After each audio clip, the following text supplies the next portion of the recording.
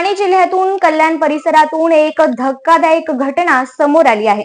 घरगुती वादातून संतप्त झालेल्या पत्नीने आपल्या पतीवर खरखरीत तेल फेकल्याने पती गंभीर जखमी झाला आहे। या घटनेनंतर पोलिसांनी महिलेविरुद्ध गुन्हा दाखल करून तपास सुरू केला आहे।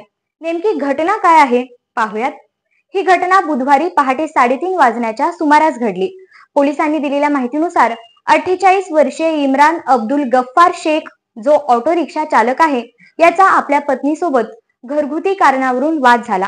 हा वाद इतका टोकाला गेला की रागाच्या भरात पत्नीने उकळतं तेल इम्रानवर फेकले। यामुळे इम्रानच्या डोक्याला, चेहऱ्याला, डोळ्यांना आणि हातांना गंभीर जखमा झाल्या आहेत। बाजारपेठ पोलीस ठाण्याच्या अधिकाऱ्याने सांगितले की जखमी इम्रानला तातडीने जवळील रुग्णालयात दाखल करण्यात आले आहे। डॉक्टरांच्या मते त्याची प्रकृती स्थिर आहे, परंतु तो गंभीर जखमांशी झुंज देत आहे। पोलिसांनी या प्रकरणी आरोपी महिलेविरुद्ध गुन्हा नोंदवला असून घटनास्थळी पोहोचून तपास सुरू केला आहे। सध्या साक्षीदारांचे जबाब नोंदवले जात आहेत। प्राथमिक तपासात ही घटना घरगुती वादातून घडल्याचे दिसते। पुढील तपासानंतर या प्रकरणी योग्य कारवाई केली जाईल असे पोलिसांनी सांगितले।